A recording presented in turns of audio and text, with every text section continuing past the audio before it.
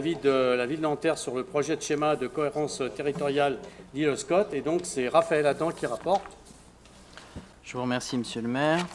Donc, ce projet de SCOT métropolitain qui nous est présenté aujourd'hui, c'est le premier document de planification qui est établi à l'échelle du Grand Paris et qui va fixer donc nos orientations d'aménagement pour le devenir du territoire pour les 20 prochaines années. Donc, c'est un document qui est effectivement éminemment important. Parmi les éléments qu'il contient, au-delà du projet d'aménagement et de développement durable, on y trouve le document d'orientation et d'objectifs, qui est un document opposable à l'ensemble des documents de rang inférieur, tels que les plans locaux d'urbanisme. Il prévoit également un certain nombre de recommandations dans le cadre de l'élaboration des plans locaux d'urbanisme et des plans locaux d'urbanisme intercommunaux, et arrive en cohérence avec un certain nombre d'autres documents tels que le schéma régional de cohérence écologique, le schéma régional de l'habitat et de l'hébergement. Et son intérêt, c'est effectivement de permettre d'avoir des documents locaux d'urbanisme qui soient cohérents et qui soient compatibles avec les orientations présentées dans le cadre de ce SCOT. Alors, le SCOT a été approuvé à une assez large majorité au sein de la métropole. On vous propose ce soir effectivement de lui accorder un avis favorable. Toi, il y a un certain nombre d'éléments qu'on veut vous rappeler, qu'on rappelle ce soir et qui sont annexés et qu'on souhaiterait voir accompagner le SCOT pour effectivement renforcer sa portée. Dans les grandes orientations portées par le DO dont je parlais tout à l'heure, il y a l'idée d'avoir une métropole qui soit accueillante pour toutes les populations, qui développe cette logique de mixité des fonctions entre l'activité avec des activités économiques diversifiées, qui facilite les mobilités pour les personnes et qui garantissent surtout les parcours résidentiels au sein de la métropole pour permettre à tous d'y vivre. Et également proposer des modes d'habiter et de consommer plus écologiques.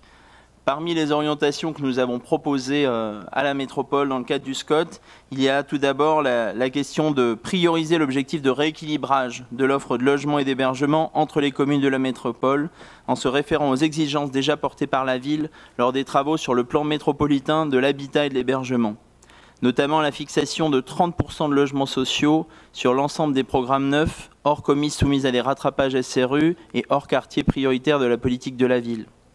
Le projet SCOT, sur ce point, est un peu décevant puisqu'il se contente de rappeler uniquement les obligations de l'OSRU, alors qu'on le sait, sur le périmètre de la métropole, nous avons des communes qui sont largement carencées en logements sociaux, y compris dans le territoire de Paris-Ouest La Défense. Nous avons aussi à cœur de pouvoir insérer la promotion de la santé au cœur des politiques d'aménagement, et notamment lutter contre l'accroissement des inégalités. Nous voulons promouvoir au sein de la métropole des développements raisonnés, équilibrés, adaptés aux capacités du territoire pour offrir, dans le même cadre que la santé, un cadre de vie de qualité pour tous les métropolitains, y compris les plus vulnérables, et en travaillant à la résorption des points noirs environnementaux, en travaillant à la réparation des coupures urbaines, la requalification des grands axes et la poursuite de la rénovation des quartiers populaires. Nous souhaitons aussi une meilleure répartition spatiale des grands services urbains au sein de la métropole, car comme vous le savez, la ville de Nanterre paye cher sa contribution sur les services urbains par rapport à l'ensemble du territoire de la métropole. Pour ne citer que les sites de maintenance ferroviaire, les dépôts bus, les dépôts pétroliers, les postes sources électriques, le Sictom. Voilà, tout un ensemble de services sur lesquels la ville est toujours sollicitée et sur lequel nous souhaitons effectivement un rééquilibrage et une participation juste et équitable entre les communes de la métropole. Et enfin, pour terminer sur les points que nous souhaitons aborder, c'est la priorisation du prolongement du tramway T1 qui nous manque cruellement sur la ville. Voilà. Je vous demande, modulant ces propositions, de donner un avis favorable à ce projet de SCOT. Voilà, je vous remercie. Donc, avis de SCOT qui a été donc voté par la métropole et donc les 131 maires qui siègent, ainsi que pour notre ville, donc Thérèse Enguinbous qui siège avec moi, puisque comme on est une grande ville, on a donc 2 représentants.